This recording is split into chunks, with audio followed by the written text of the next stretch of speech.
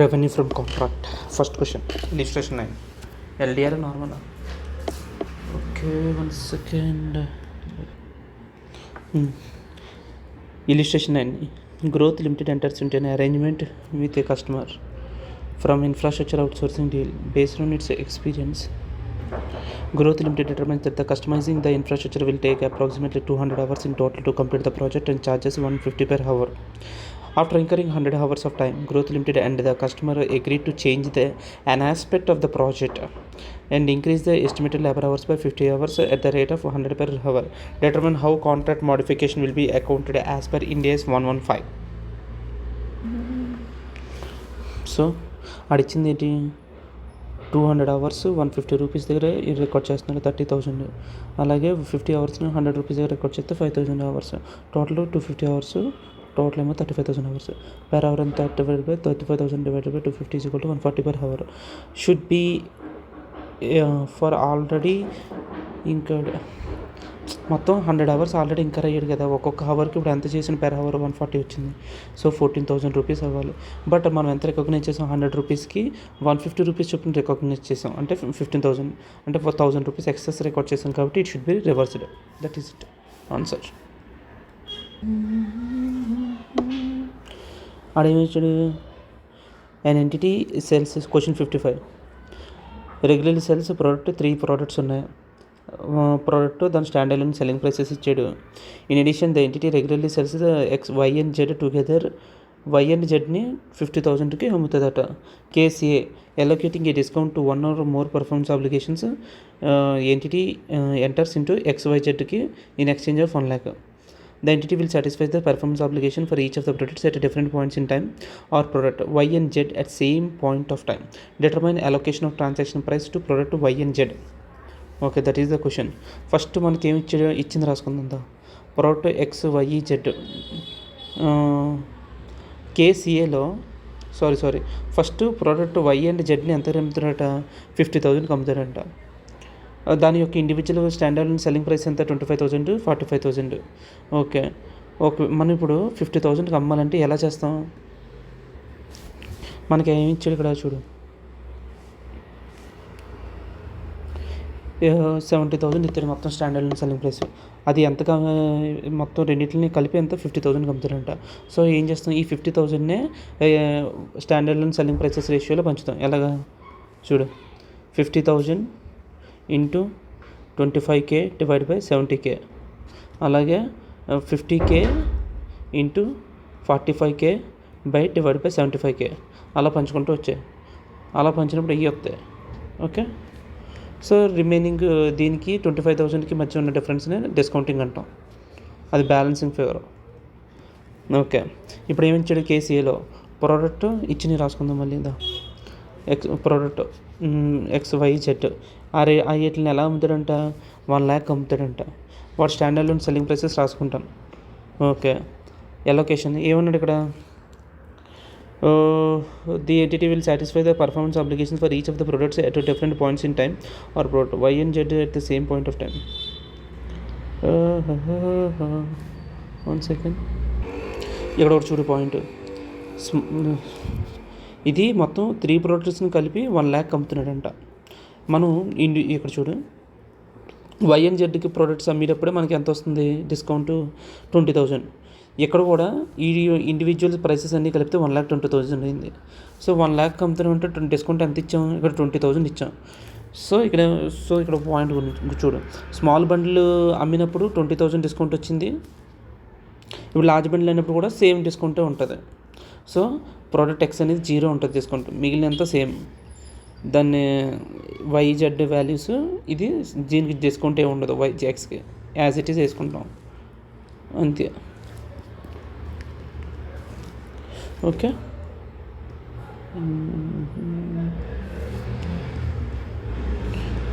దానికి 0 discount.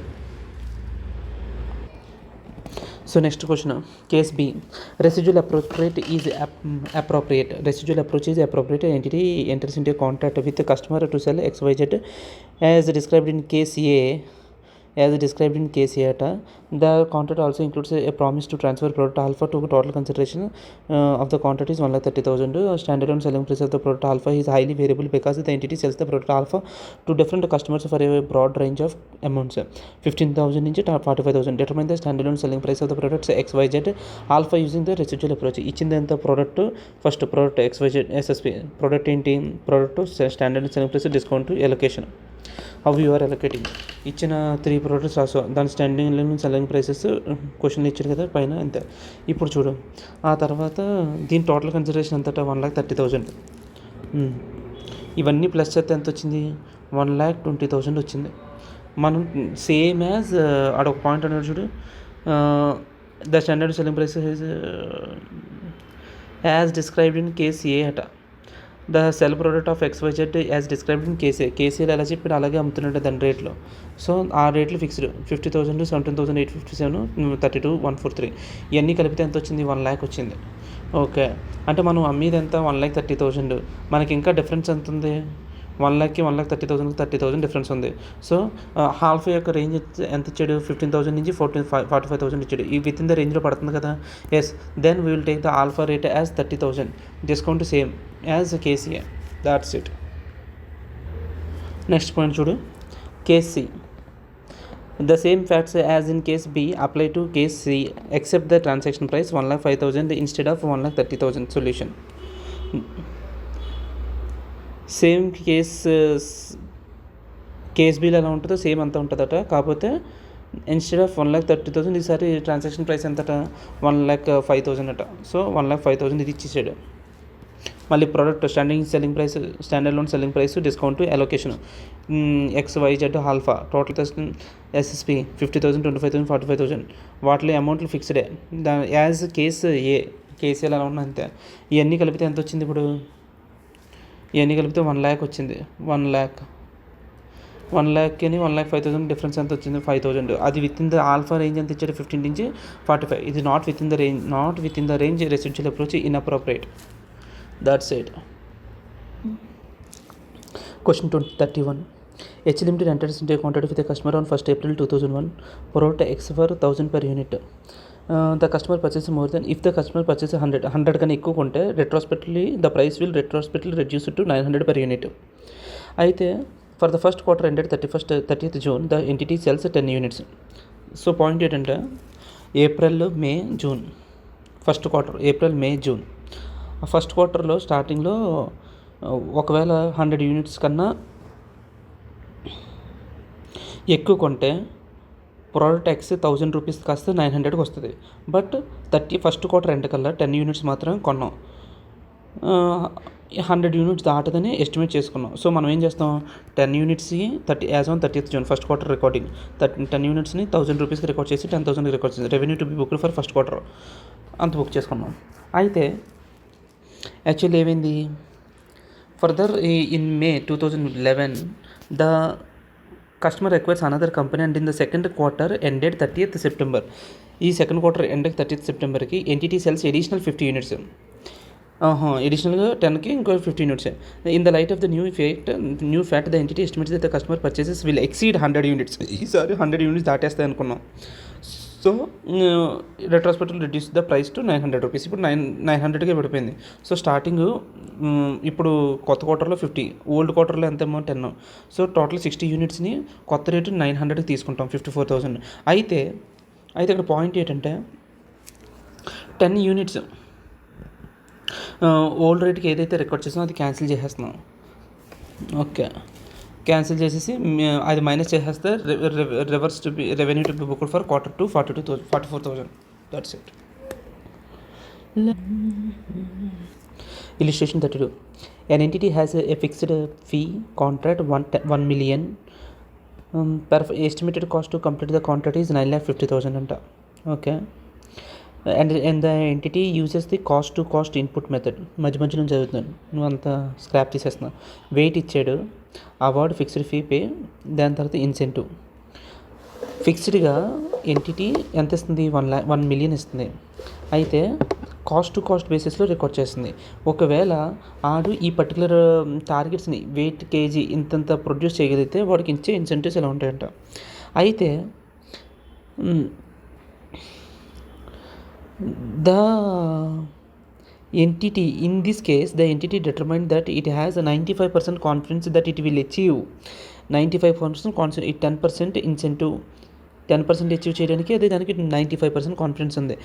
And 20% confidence that it will achieve 25%. Most likely amount ఎంత 95% కాబట్టి అదే తీసుకుంటాం.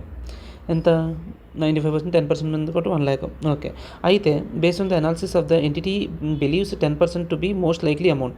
10% ఏదైతే ఉందో అదే మోస్ట్ లైక్లీ అమౌంట్ అనుకుంటుందంట.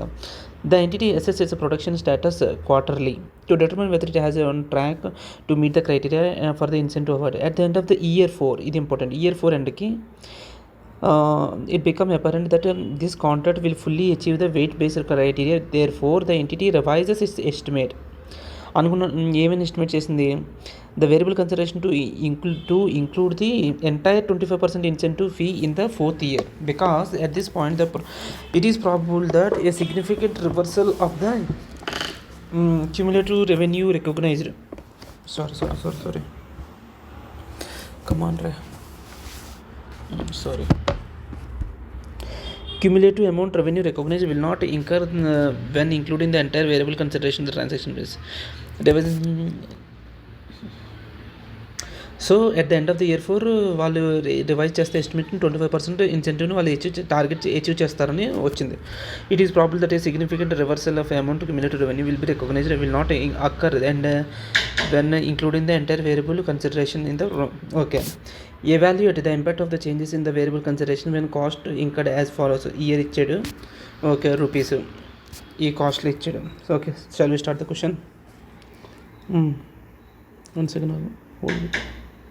సో ఇది ఇంపార్టెంట్, ఓకేనా, జాగ్రత్తగా విను. ఓకే, చూడు, రెవెన్యూ పర్టికులర్స్ స్టార్టింగ్ ఇచ్చినాయి. 1 second. Revenue particulars year 1, year 2, year 3, year 4, year 5. First ఏం చెప్పాడు, ఫిక్స్డ్ ఫీ పేమెంట్ ఒకటి ఉంది, వేరియబుల్ పేమెంట్ ఒకటి ఉంది. వేరియబుల్ పేమెంట్ అనేది based on the performance. First fixed fee అనేది పక్కా కదా, ఆడ ఎంత చెప్పాడు, 1 million. 1 million is equal to 10 lakhs కాబట్టి 10 lakhsని ఆడ ఏం చెప్పాడు, కాస్ట్ బేస్డ్ మీద ఎవాల్యుయేట్ చేయమని చెప్తున్నాడు. ఓకే, 10 lakhs ఆడ ఎంత ఇచ్చాడు, ఇయర్ 1లో 50,000 divide by 9,50,000, 10 lakh divide into 1.75 divide by 4 lakh 9.5, total ఇదంతా కలిపితే 9.5. సో అదనమాట. అలాగే 10 lakhs into 4 lakh divide by ఇవన్నీ అదే రేషియోలో ప్రపోర్షనేట్ రేషియోలో పంచేసాం. ఓకే, కాస్ట్ బేసిస్లో పంచాం. నెక్స్ట్ వేరియబుల్ ఎంత అని చెప్పాడంటే, in this case the entity will 95% sure అంట, 10%. అయితే కింద లైన్ చూడు, the entity believes that 10% is most likely amount. 10% ఏదనేది మోస్ట్ లైక్లీ అమౌంట్. సో మనం 10% అచీవ్ చేస్తే ఎంత వస్తుంది, 1 lakh rupees. 1 lakh rupeesని కూడా మళ్ళీ సేమ్ కాస్ట్ బేసిస్లో 1 lakh into 50,000 divide by 9.5, 1 lakh into 1.7 divide by 9.5, 1 lakh into 4 lakhs divide by 9.5. అలాగా అన్ని పంచుకుంటూ వెళ్ళిపోయాం. ఎక్కడి వరకు, ఇయర్ 3 వరకు. At the end of the year 4 it becomes apparent that the full achieve ఈ weight revises is estimated to 25%. Year 4 నుంచి అది రివైజ్ చేసుకుంటున్నాం 25%కి. ఓకే, 25% అంటే ఎంత, 25%కి రివైజ్ చేసుకున్నాడంటే 25%కి ఇన్సెంటివ్ ఎంత, 2,50,000. 2,50,000 into 2,50,000 into 2.75 divide by 9.5, 2.5 into 950,000 divide by 9.5.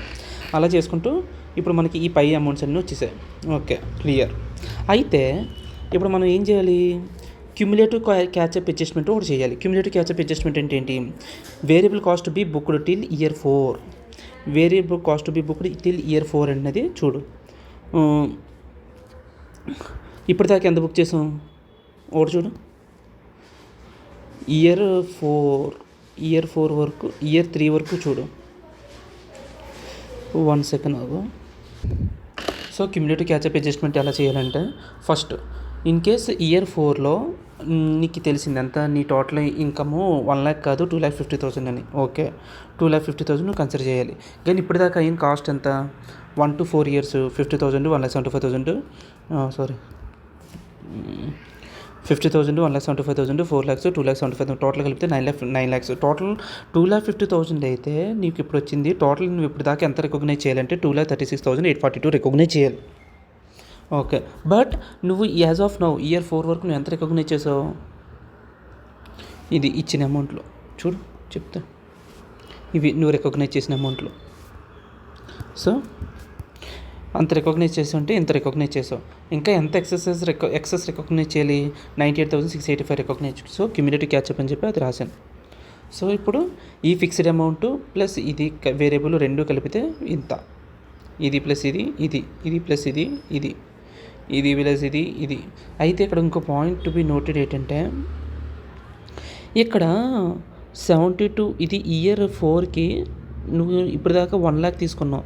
కానీ ఇక్కడ నుంచి నువ్వు ఎంత తీసుకోవాలంటే 2.5 నీకు ఇయర్ 4లోనే తెలిసింది కాబట్టి 2.5కి క్యాలిక్యులేట్ చేశాను అనమాట. Okay clear.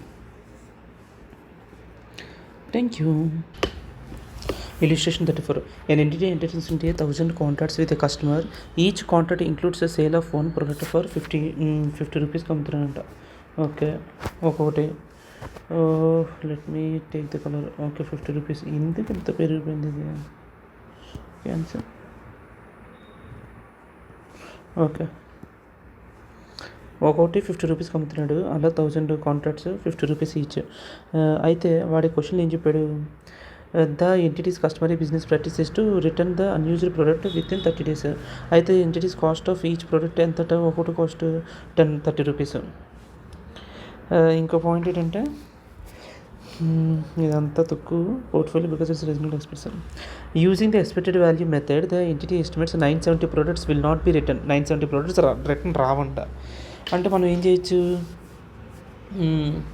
రిటర్న్ రావంటే మొత్తం నువ్వు ఎంత 1000 contracts 1000 into 50. So cash account ఎటార్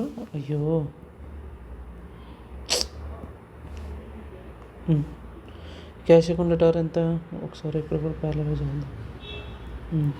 క్యాష్ అకౌంట్ 50,000. Okay clear. అయితే the entity estimates that will not return అంటే అందులో రిటర్న్ రానిది ఎంత? It expects that expectedly 970 products will not return. 970 into 50 rupees అది 48,500. ఇది రిటర్న్ రాదు. మిగిలింది ఏదైతే ఉందో refund liability. It is liability. After 30 days you have to recognise. ఆ తర్వాత కాస్ట్ ఆఫ్ ద గూడ్స్ ఎంత చెప్తున్నాడు చూడు ఇక్కడ ఈ point. The entities cost of each product is 30. మొత్తం ఎన్ని ప్రోడక్ట్స్ ఉన్నాయి వాడి దగ్గర కస్టమర్స్ దగ్గర? ఛాన్సెస్ 1500 అయితే ఒక్కొక్క ప్రోడక్ట్ కాస్ట్ 50 రూపీస్. అంటే మొత్తం 30 కాంట్రాక్ట్స్ ఉన్నాయి. 30 కాంట్రాక్ట్స్కి మనకు పడే కాస్ట్ 30 రూపీస్. అంటే total 900 rupees. Right to receive ఎంత? 900 to cost of goods sold. ఇది రాస్తాను అనమాట. ఇందులో ఒక పాయింట్ ఏంటి అయితే క్వశ్చన్ ఏమన్నా determine the amount of revenue. Amount of revenue ఎంత ఇక్కడ? 48,000. చూడు రెవెన్యూ ఎంత? 48,500. ఆ తర్వాత రిఫండ్ లయబిలిటీ ఎంత? 1,500. అసెట్. What is asset? నీకు ఏదైతే రిటర్న్ వస్తుందో అది రైట్ టు రిసీవ్ అనేది అది అసెట్ అవుతుంది. Okay clear done. సో ఇది డిటర్మైన్ ది అమౌంట్ అంటే థియరిటికల్గా రాయాలన్నమాట మనం. చూడు రెవెన్యూ రీఫండ్ లయబిలిటీ ఇదంతా థియరీ రాసి రాయాలి.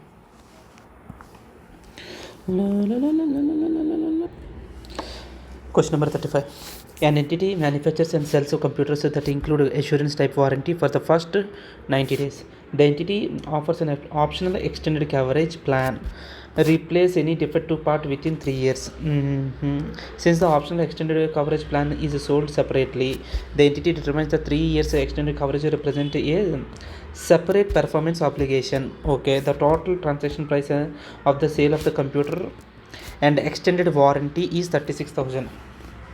రెండు కలిపి sale of the computer and extended warranty రెండు కలిపి 36,000. The entity determines that the stand alone selling price of the computer is 32,000 and extended వారంటీదేమో 4,000 respectively. The inventory value of the computer is 14,400. Furthermore the entity estimates that based on its experience it will ఇంకా 2,000 cost to repair defects arise within 90 days. Coverage pros necessary required general increase.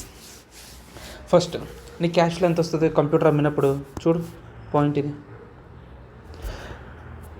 When ever ఏంది సడన్గా dull అయిపోయింది colour? One second my colour is dull. ఇప్పుడు computer అమ్మినప్పుడు మనకి ఎంత వస్తుంది? 36,000 వస్తుంది. అయితే to the extent of computer మనకి రెవెన్యూ అయింది ఎంత 32,000. మిగిలింది ఏమైంది, మనం అడ్వాన్స్ లైబిలిటీ 4,000 ఎక్స్టెండ్ వారంటీ అన్నది ఇప్పుడు కాదు, ఓవర్ 90 డేస్ తర్వాత నువ్వు recognise. So until then it is a liability. Okay, ఆ తర్వాత ఎక్స్పెన్స్ ఎంత అవుతుందట, it will incur cost to repair. ఒకవేళ అటువంటి డిఫెక్ట్స్ వస్తే మనకి ఎక్స్పెన్స్ ఎంత అవుతుంది, మనం ఎక్రూడ్ ఎంట్రీ రాసుకుంటాం. ఎక్స్పెన్స్ ఎంత అవుతుంది, 2,000 టు ప్రొవిజన్ క్రియేట్ చేస్తాం. ఎక్స్పెన్స్ అనేది P&Lకి వెళ్ళిపోతుంది కాబట్టి. ఆ తర్వాత నార్మల్గా ఇప్పుడు చూడు, ఇక్కడ ఒక డిస్కషన్ జరుగుతుంది. యాక్చువల్లీ మామూలుగా మనకేంది, క్యాష్ అమ్మినప్పుడు 36,000కి అమ్మడం, మనం 36కి అమ్ముతాం. దానికి అయిన కాస్ట్, ఆ కాస్ట్ ఆఫ్ ద చూడు యాక్చువల్లీ ఎలా జరుగుతుందంటే, దీనికి ఒక స్టోరీ చెప్తాను చూడు. యాక్చువల్లీ క్లారిటీగా చెప్తాను. మ్యానుఫ్యాక్చర్ ఉన్నాడు అనుకో మన కంపెనీలో, ఆడు కంప్యూటర్ తయారు చేశాడు. ఆ కంప్యూటర్ తయారు చేసినప్పుడు కంప్యూటర్కి అయ్యే ఖర్చు, మినిమం ఖర్చు అనేది 14,400 అయ్యింది. అయితే ఎప్పుడైతే ఈ ఖర్చు పెట్టాడో వాడికి ఏమవుతుంది, ఇన్వెంటరీ రెడీ అవుతుంది. వెన్ ఎవర్ ఇన్వెంటరీ రెడీ అవ్వగానే వాడు ఏమి రాసుకుంటాడంటే, మనకి ఇన్వెంటరీ తయారైపోయి ఫినిష్ కూడా కింద వెళ్ళిపోతుంది. ఫస్ట్ ఇన్వెంటరీ రాగానే నాకు ఏమవుతుంది, కాస్ట్ ఆఫ్ గూడ్స్ సోల్డ్ వచ్చింది, ఎంత వచ్చింది, 14,400. నాకు ఇంకా రైంది. దాని తర్వాత నా దగ్గర నుంచి ఏం వెళ్ళిపోతుంది, ఇన్వెంటరీ వెళ్ళిపోతుంది. సో నువ్వు ఇన్వెంటరీని ఎలిమినేట్ చేస్తానో, కాస్ట్ ఆఫ్ గూడ్స్ని రికార్డ్ చేస్తావు. అయితే వెన్ ఎవర్ యూ సోల్డ్, ఇప్పుడు చూడు ఇక్కడ క్యాష్గా అమ్ముతున్నావు బయట కస్టమర్కి, అంటే నీకు మళ్ళీ దీన్ని ఎక్స్క్లూడ్ చేసేస్తున్నావు. ఇప్పుడు దీన్ని క్రెడిట్లో రాసి క్యాన్సిల్ చేసేస్తున్నావు. దాని తర్వాత ఏమవుతుంది, దీని మీద ఉన్న 36,000 కాస్ట్కి అయిపోతే మిగిలింది ఎంత అవుతుంది, నెట్ ప్రాఫిట్ పోతుంది. అలా అనమాట. సో అదే చెప్తున్నాడు ఇక్కడ చూడు. To derecognize inventory and recognize cost of goods sold. మనం ఎలా చేయాలి, డీరికగ్నైజ్ చేయాలి, కాస్ట్ ఆఫ్ గూడ్స్ సోల్డ్ని రికార్డ్ చేయాలి, అండ్ ఇన్వెంటరీని క్యాన్సిల్ చేయాలి. That's it. Entity sells 100 ultra life batteries for 2,000 each and provides the customer with a 5-year guarantee that batteries will withstand the elements and continue the performance of specifications. మొత్తం మనం ఎన్ని cell చేసాం, 100 ultra life batteries cell చేసాం. ఒక్కొక్కటి 2,000 రూపీస్కి cell చేశాను. Okay, the entity normally provides 1-year guarantee. Okay, to customer purchase order determines that years 2 through 5 represent a separate performance obligation. The entity determines 1,70,000 of the 2 lakh transaction price should be allocated to the batteries, 30,000 to the service warranty. The entity determines 1,70,000 of the 2 lakh transaction price should be allocated to the batteries. One second, clarity. నాన్న ఏం లేదు, చాలా simple. మొత్తం మనం ఎన్ని cell చేసాం, 100 batteries cell చేసాం. ఒక్కొక్కటి 2,000 రూపీస్. అయితే దానికి గ్యారంటీ ఎంత ఇచ్చాం, 1 year గ్యారంటీ ఇచ్చాం. The entity determines 1,70,000 of the 2 lakh transaction price. అంటే అర్థం ఏంటంటే, మొత్తం 2 lakhs అనేది ట్రాన్సాక్షన్ ప్రైస్. అందులో 1,70,000 ఏమో బ్యాటరీకి వెళ్తుంది, 30,000 ఏమో వారంటీకి వెళ్తుంది. Okay, the cost of 1 battery, ఒక బ్యాటరీని రిపేర్ చేయడానికి ఎంత అవుతుందంటే, the cost 100 rupees per battery. ఇక్కడ 100 రూపీస్ రూపీ అని పడ్డది, రాంగ్. Okay, clear.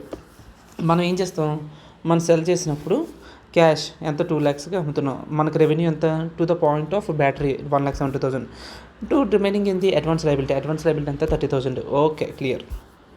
ఇది వారంటీది కాబట్టి ఓవర్ ద 1 year స్ప్రెడ్ అవుతుంది. దాని తర్వాత కాస్ట్ ఎంత అవుతుంది, ఎక్స్పెన్స్ ఒక్కొక్క బ్యాటరీకి 100 రూపీస్ అవుతుంది కాబట్టి expense to just expense provision create చేస్తున్నాం అంతే. ఇది హౌ అని కాదు, క్లియర్. అక్కడ 1 రూపీ చూసి హౌ అని రాసండి, ఏం కంగారు, సేమ్ డౌట్ సాల్వ్, ఏం లేదు అక్కడ doubt. NKT question 38. NKT limited sells a product to a customer for 1,21,000 that is payable 24 months after. అంటే 2 years తర్వాత పే చేస్తే 1,21,000. The contract permits the customer to return the products within 90 days. 90 days return policy ఉంది. The cash selling price of the product is 1 lakh. Okay, the entity cost of the product is 80,000. The cost పడుతుందట. The contract includes implicit interest ఏమో 10%. The interest rate over 24 months అంటే 2 years discounts the promised consideration of 1,21,000. Cash selling price ఏమో 1 lakh. Analyze the about transaction with respect to its financing component. ఇప్పుడు క్యాష్కి ఎంత అమ్ముతున్నావు, 1 lakh, కానీ selling price ఏమో 1,21,000. అంటే 2 years తర్వాత పే చేస్తే అంటే ఈ రోజు కొనేసావు అనుకో క్యాష్ సెటిల్మెంట్ 1 lakh, 2 years తర్వాత అంటే 1,21,000. అంటే నీకు ఫైనాన్సింగ్ కాంపోనెంట్ 21,000 ఉంది. మనం ఏం చేయాలి, ఫస్ట్ ఫైనాన్సింగ్ కాంపోనెంట్ 2 years తర్వాత కాబట్టి అది మనకి రెవెన్యూ కింద రికగ్నైజ్ చేయకూడదు. ఓకే, ఫస్ట్ పాయింట్ అది. సో బేసిక్ డేటా ఇచ్చింది రాద్దాం. ఏముంది, cells at 1,21,000 payable after 24 months. అయితే డే 1 ఎలా రాయాలి, డే 1 రిసీవబుల్ వచ్చేసి 1 lakh. Okay, revenue account 1 lakh. దీనికి ఎల్ఐటి టేబుల్ వేసుకో, 2 years కదా, 1 lakh. ఇంట్రెస్ట్ ఏమో 10%, 1 lakh మీద 10% పడితే 1,10,000, మళ్ళీ 1,10,000 మీద 10% 11,000. ఈ రీపేమెంట్ ఏం చేయట్లేదు, 2 years తర్వాత రీపేమెంట్ చేస్తున్నాం. So receivable account dot revenue account 1 lakh. అయితే ఇయర్ 1 ఎండ్ ఇంట్రెస్ట్ నువ్వు చూపించుకోవాలి కదా. ఇంట్రెస్ట్ ఎలాగ, receivable account dot interest income 10,000 first year, second year end receivable account dot interest income 11,000. So ఈ థర్డ్న మొత్తం year second year end total cash ఎంత వస్తుంది, cash 1,21,000 to receivable 1,20,000 cash, మొత్తం total cash receivable to cash account dot receivable account. Clear. Let's go with question number 39. VT Limited enters into a contract with a customer to sell equipment. The control of the equipment transfers to the customer when the contract is signed. The price stated in the contract is 1 crore plus 10% contractual interest rate payable within 60 monthly installments. ఇంత determine the discount rate transaction price. Contractual case ఏంటి, contractual discount rate reflects the rate in a separate financing transaction. దాన్ని అలా అర్థం చేసుకుంటే చూడు, మళ్ళీ చదువుతారు. Contractual discount rate అంటే కాంట్రాక్ట్లోకి మనం ఎంటర్ అయిన రేటు, దాన్ని అది ఏం రిఫ్లెక్ట్ చేస్తుందంట, reflects the rate in a separate financing transaction. Separate financing transaction అంటే మార్కెట్లో ఉన్న ఫైనాన్సింగ్ ట్రాన్సాక్షన్కి రేటు అంటూ ఒకటి ఉంటుంది, దాన్ని రిఫ్లెక్ట్ చేస్తుంది. అంటే ఏంటి, కాంట్రాక్ట్ రేటు మార్కెట్ రేటు ఒకటే. సో ఇలా ఎప్పుడైతే అనుకుంటామో మనం, ఏంది ఇది కలర్స్ బాగోలేదు కొంచెం, ఇలా అయితే contract rate discount market rate ఒకటే. అలా ఎప్పుడైతే అయిద్దో అప్పుడు ఏమైందంటే డెలివరీ డే ఉన్న ప్రైసు ట్రాన్సాక్షన్ ప్రైసు ఎగ్జాక్ట్గా సేమ్ ఉంటుంది. సో ఆడేమడిగాడు మనల్ని, determine the discounting rate. Discounting rate ఎంత ఇచ్చాడు క్వశ్చన్లో, 10% ఇచ్చాడు కదా, అదే డిస్కౌంటింగ్ రేట్ మనం అక్కడ అప్లై అవుతుంది. Okay, case bit contractual discount rate అంటే contract rate does not reflect the rate in ఈ సెపరేట్ ఫైనాన్సింగ్ ట్రాన్సాక్షన్. అంటే మార్కెట్లో ఉన్న ఫైనాన్సింగ్ ట్రాన్సాక్షన్ రేట్కి రిఫ్లెక్ట్ చేయడం లేదు. అంటే contract rate and market rate are different. So delivery day price is not equal to transaction price. Okay, delivery day ఉన్న price transaction price equal కాదు. సో ట్రాన్సాక్షన్ ప్రైస్ ఏం తీసుకోవాలా, transaction price is equal to present value of, equal కాదు అన్నప్పుడు మనం ఏం చేస్తాం, financial ఇన్స్ట్రుమెంట్స్లో present value of future cash flows at the effective interest rate. Effective interest rate question ఎంత ఇచ్చాడు, 14% ఇచ్చాడు ఎఫెక్టివ్ ఇంట్రెస్ట్ రేట్. సో అది పెర్ యానం. అది ఇప్పుడు ఈ 60 మంత్లీ ఇన్స్టాల్మెంట్స్ మనం మంత్లీ ఇన్స్టాల్మెంట్స్ పే చేస్తున్నాం కాబట్టి 14/12 1.66%. అంటే 1/1 + 1.66% కడితే ఎంత వస్తుంది. నీకు ఇక్కడ ట్రిక్ ఏంటంటే 1/1 + 6 వేసినప్పుడు నీకు క్యాలిక్యులేటర్లో ఏమైనా వస్తాయి, టూ పాయింట్స్ వస్తాయి, స్టెప్ 2 అని వస్తుంది. ఇప్పుడు 60 months వరకు వెళ్ళాలి కాబట్టి నువ్వేం చేస్తారు, ప్లస్ 60 వేసుకుంటే నీకు ఎప్పుడైతే స్టెప్స్ 62 వస్తుందో అక్కడ ఈ రేట్ వస్తుంది అనమాట. 2,20,000 annuity factor 1.6% into annuity factor 60 monthly instalments. అప్పుడు ఈ రేటు వచ్చినప్పుడు అదే జీటీ కొట్టేసి 62 స్టెప్స్ దగ్గర దాన్ని మల్టిప్లై చేస్తే ఇది ఆన్సర్. Okay, done. సో ఇక్కడ క్వశ్చన్ జాగ్రత్తగా గమనించు. Question number 40. ST Limited enters into a contract with a customer to sell an asset. The control of the asset will transfer to the customer in 2 years. 2 years తర్వాత at a point. అప్పటికి 2 options ఉన్నాయి, payment options. ఒకటి payment 5,000 2 years తర్వాత pay చేయి, when the customer obtains control of the asset వచ్చినప్పుడు. లేదంటే payment ఇప్పుడే pay చేసే, వెన్ ద కాంట్రాక్ట్ ఈ సైన్, ఈ కాంట్రాక్ట్లోకి ఎప్పుడైతే ఎంటర్ అవుతున్నావో అప్పుడే 2,000 పే చేసే. ఈ 2 ఆప్షన్స్ నీకు ఇచ్చాడు. ఓకేనా, ఒకసారి correct.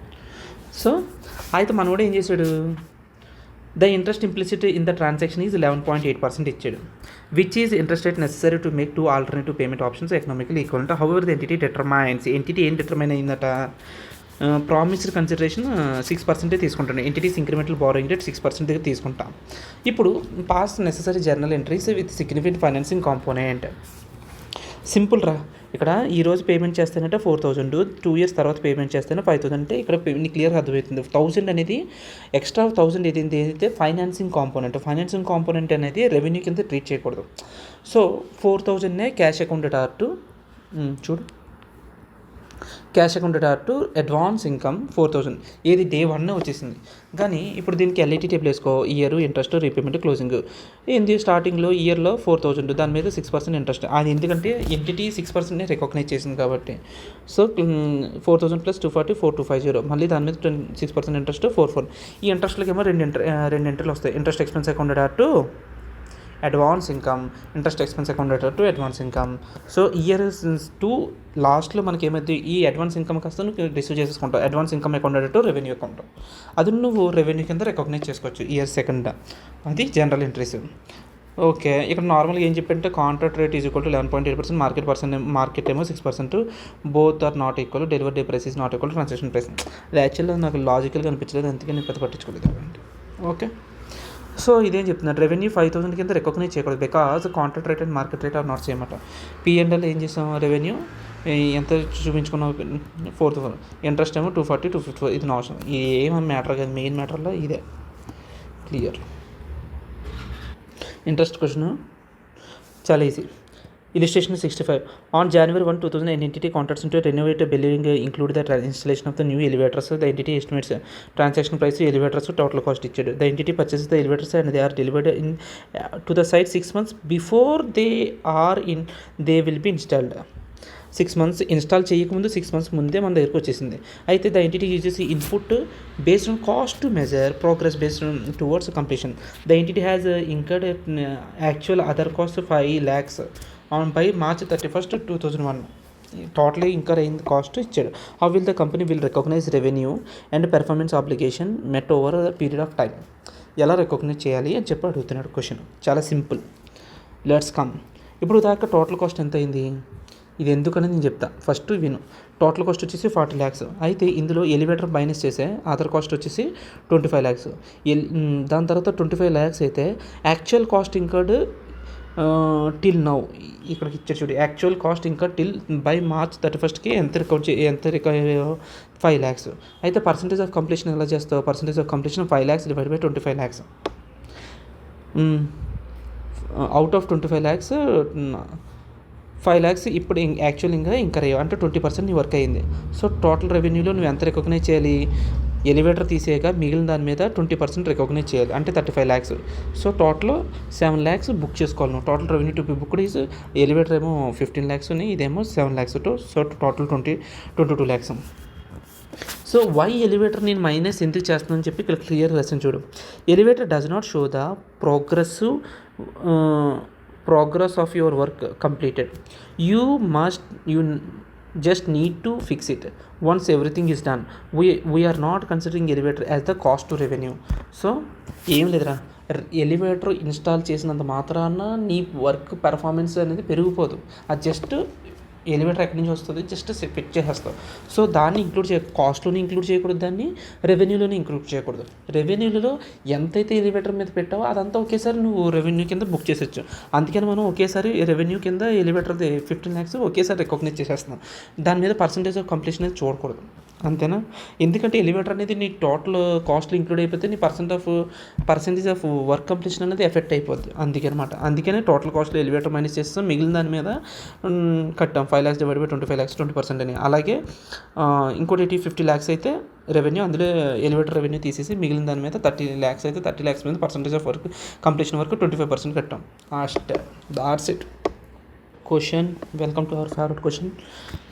Bhilwara Jabalpur toll project, toll road, wind power అట, రెండు ఉన్నాయట. The business infrastructure has 2 dimensions, toll roads, wind power. Bhilwara Jabalpur toll project, the company has commenced the construction of the project.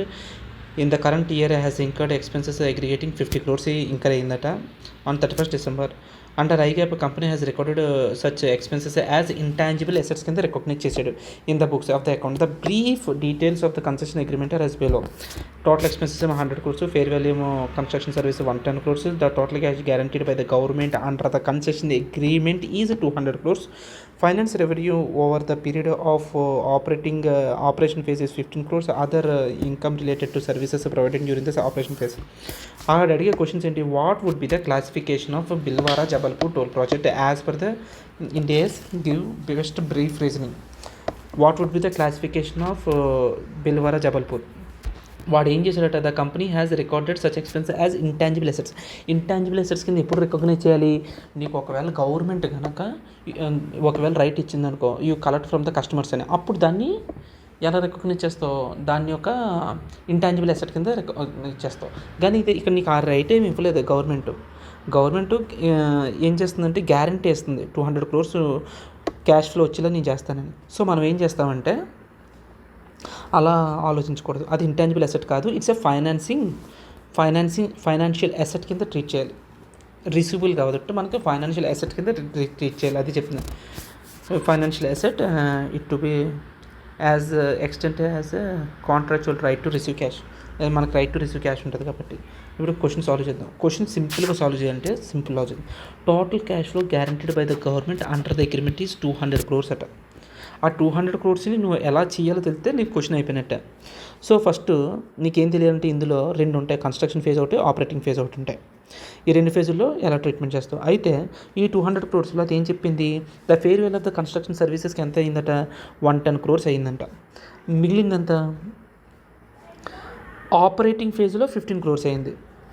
The finance revenue over the period of operating is 15 crores. Okay, ఇంకా remaining ఏమైంది, అది కూడా ఆపరేటింగ్లోకి వెళ్ళిపోతాం. Balancing figure కూడా operating phase. అంటే finance revenue అంటే ఏంటంటే ఇక్కడ ఇంట్రెస్ట్లో ట్రీట్ చేశారన్నమాట 15 crores. ఓకే, అది కూడా ఆపరేటింగ్ ఫేజ్లో ఒక ఫేజే.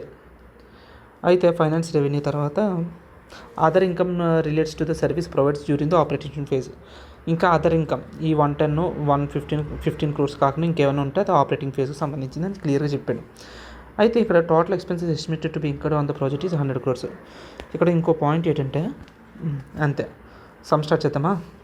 సరే చూడు, ఫైనాన్షియల్ అసెట్, దీన్ని ఫైనాన్షియల్ అసెట్ కింద ట్రీట్ చేయాలి. Okay, first point, it's not an intangible asset. Total క్యాష్లో 200 crores అయితే ఫేర్ వాల్యూ. ఇప్పుడు కన్స్ట్రక్షన్ ఎక్స్పెన్సెస్ ఎంత అయింది, 100 crores అయిందంట. అది కూడా కన్స్ట్రక్షన్ ఫీజులో వస్తుంది. Total expense estimated to be incurred on the project 100 crores. First ఏంటి, కన్స్ట్రక్షన్ ఎక్స్పెన్స్ ఫేజ్లో మనకి ఎంత ఇంకర్ అయింది Bhilwara Jabalpur. Financial asset receivable ఎంత, fair value of the construction services 110 crores కాబట్టి అది నీకు రిసీవబుల్. సర్వీసెస్ మీద మనకి receivable accounted are to revenue 110 crores. అయితే దీనికి మనం ఎంత ఖర్చు పెట్టినాం, total expenses estimated construction expenses accounted to cash or bank, expense accounted are to cash or bank ఎంత పోయే నాకు 100 crores ఖర్చు పెట్టా. దాని తర్వాత ఆపరేటింగ్ ఫేజ్లో ఏం జరిగింది, ఫైనాన్స్ రెవెన్యూ ఆపరేటింగ్ ఫేజ్ మనకు ఫైనాన్స్ రిసీవబుల్ ఎంత 15 crores. ఓకే, ఈ రిసీవబుల్ మనం ఎలా రికగ్నైజ్ చేయాలి, రెవెన్యూ కింద రికగ్నైజ్ చేసుకోవచ్చు కదా. Financial asset receivable to 15 crores. దాని తర్వాత ఇంకేముంది, ఆ తర్వాత రిమైనింగ్ బ్యాలెన్స్ ఎంత ఉంది ఇక్కడ చూసావు కదా. రిమైనింగ్ బ్యాలెన్స్ ఇక్కడ కూడా చూసావు, రిమైనింగ్ బ్యాలెన్స్ 75 crores. కష్టం నువ్వు ఎలా చేయాలంటే చెప్తున్నాను కదా, the other income relates to the services provide during the operating ఫేజ్లో ప్రొవైడ్ చేసిన ఎందుకంటే financial asset to revenue operating phase, revenue relating to operating phase అనమాట. సో ఇప్పుడు టోటల్ రెవెన్యూ ఎంత చూడు, నువ్వు టోటల్ రెవెన్యూ ఎంత ఉందని దాంట్లో ఇది 100 crores, ఇక్కడేమో 15 crores, ఇక్కడేమో 75 crores. 100, 110, 15, 75 టోటల్ కలిపితే bank account అటార్ to financial asset. Revenue కాస్త నువ్వు రియలైజ్ అయ్యావు ఎంత, ఫైనాన్షియల్ అసెట్ పోయి నీకు 200 crores వస్తుంది. Okay, clear. నెక్స్ట్ పాయింట్ ఏంటంటే Kolhapur Nagpur express way, the company has entered into another concession agreement with the government of Maharashtra in the current year. The construction cost of the said project will be 110 crores. The fair value of this such construction cost is approximately 200 crores. The said concession agreement toll based project of the company and the company needs to collect, ఇది important చూడు, the company needs to collect the toll from the users of the expressway, has recorded the expenses incurred as the said project as an intangible asset కింద recognise చేశారంట. ఇది రైటే కదా. ఎప్పుడైతే నువ్వు customer దగ్గర నుంచి కలెక్ట్ చేసుకుంటావు అప్పుడు నీకు ఏమైంది, అది ఇంటాంజిబుల్ అసెట్ అయింది.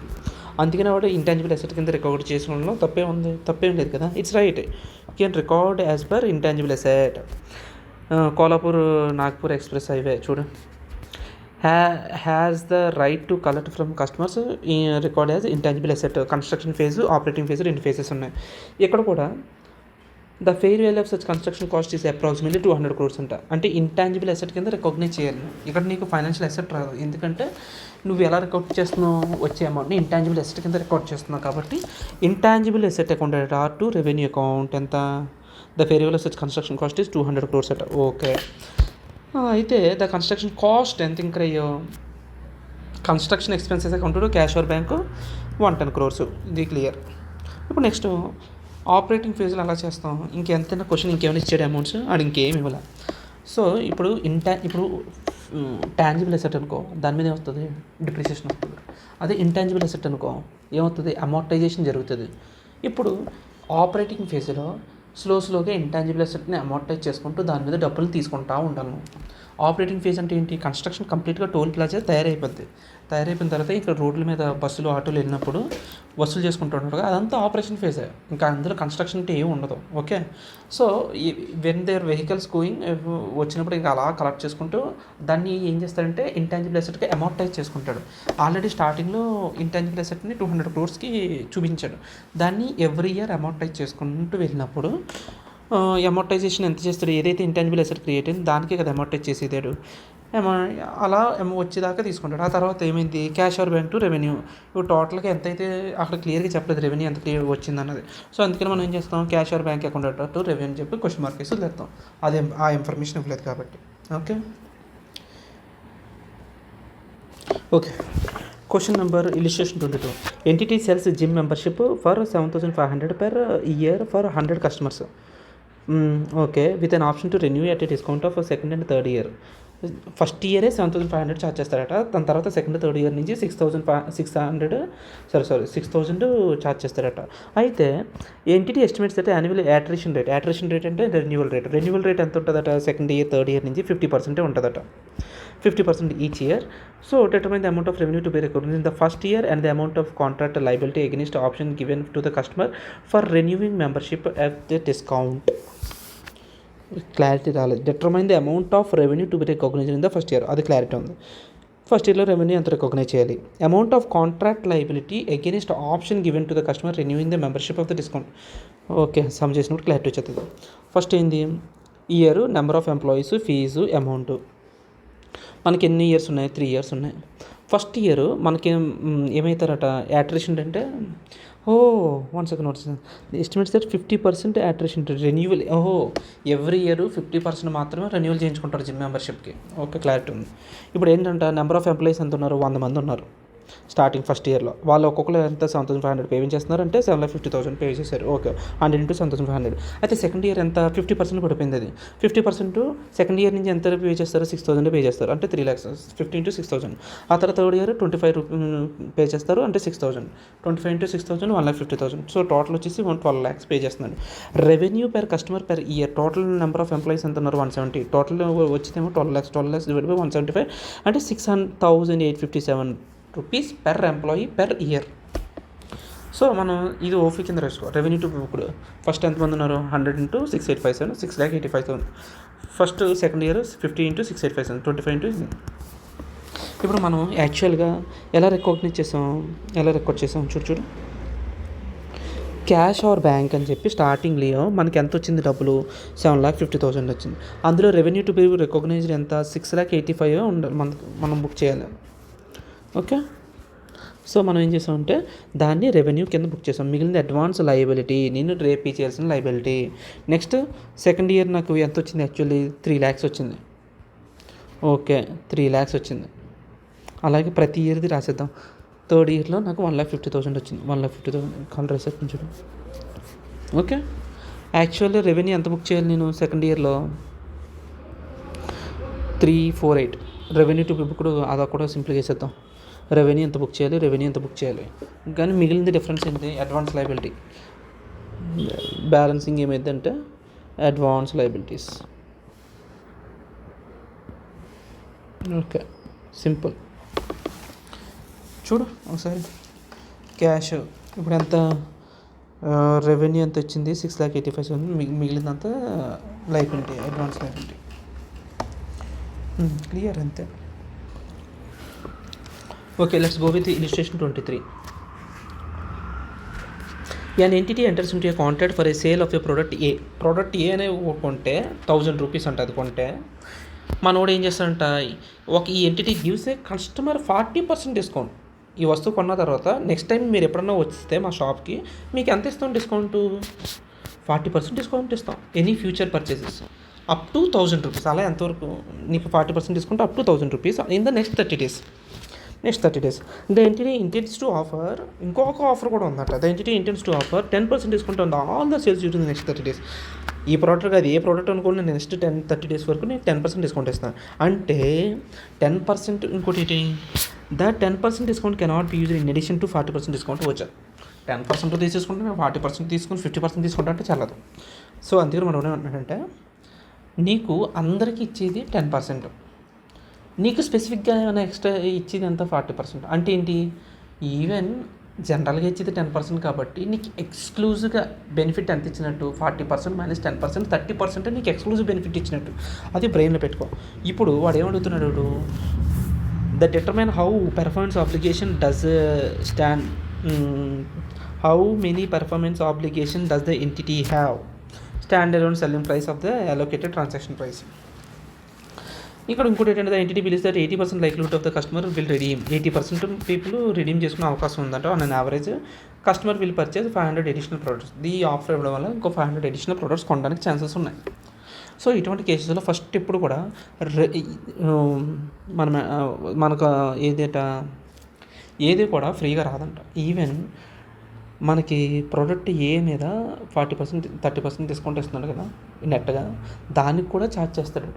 సో మనకి ట్రాన్సాక్షన్ ప్రైస్ ఎంత ఇక్కడ, ఫస్ట్ 1000 రూపీస్, అందులో డిస్కౌంట్కి ఎంతైతే ఇస్తున్నాడో దాన్ని డబ్బులు కూడా వసూలు చేస్తాడు.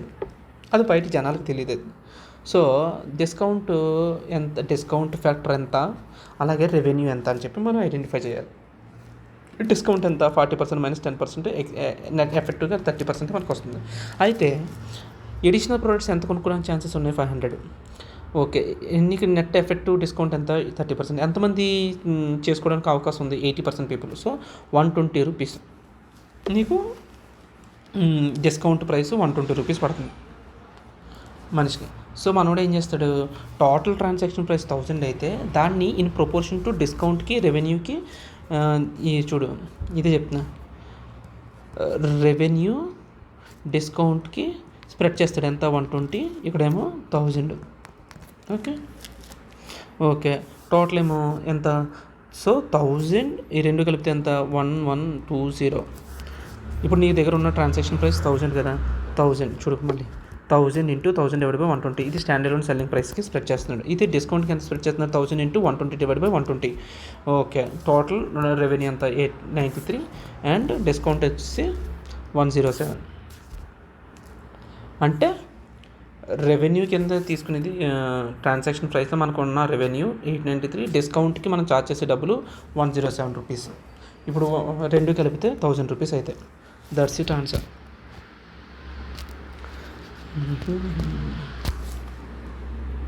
Next question number 52.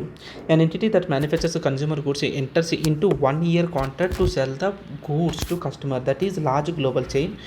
A 1-year contract at the customer commits to buy at least 15 crores products during the year. Okay, konukko evadodannado. The contract also requires the entity to make a non-refundable payment of 1.5 crores. అయితే at the inception of the contract 1.5 crore payment will compensate the customer for the exchange for the charges it needs to make the shelving accommodate entity's products. The entity does not obtain a control of any right to the customer's sales. Simple రా. ఏంటంటే మనకు ఒక shopping mall ఉంది. Shopping mall కూడా ఏం చేస్తున్నాడు, ఈడే customer అవుతున్నాడు. బాటా షాప్ దగ్గరికి వెళ్ళి బాటా వాడి దగ్గర ప్రామిస్ చేశాడు 15 crores నేను గూడ్స్ నాకు చెప్పులు ఇవ్వు అని. ఓకే అన్నాడు, 15 crores డీల్ అయిపోయింది. ఆ తర్వాత బాటా వాడు ఏమన్నాడంటే మన షాపింగ్ మాల్ వాడితో, షాపింగ్ మాల్ నీకు నేను 1.5 crores నేను ఇస్తాను, నువ్వు పర్టికులర్ సెంటర్లో మా బాటా షూస్ మాత్రమే పెట్టు, ఇంకెవడికి వద్దు అని చెప్పి వాడు ఇలా పెట్టినందుకు వాడు ఏం చేస్తున్నాడంట, in back non refundable payment కింద 1.5 crores ఇస్తున్నాడు మనకి. సో మనకు నెట్ ఎంత పడుతుంది ట్రాన్సాక్షన్ ప్రైస్? 15 crores ఏమో మనం పెట్టేది, ఆడిచ్చేది ఎంత ఇన్సెంటివ్ 1.5 crores తీసాక 13.5 crores per annum అవుతుంది. సో ఆ పర్ యానమ్ 13.5 crores అంటే పర్ మంత్ ఎంత డివైడ్ బై చూడు ట్రాన్సాక్షన్ ప్రైస్ ఎంత అని అడుగుతుండే 15 crores minus 1.5 crores 13.5 crores per annum divided by 12 months అంటే per month 1.125 crore per month. That is your income. Okay, that's it, done.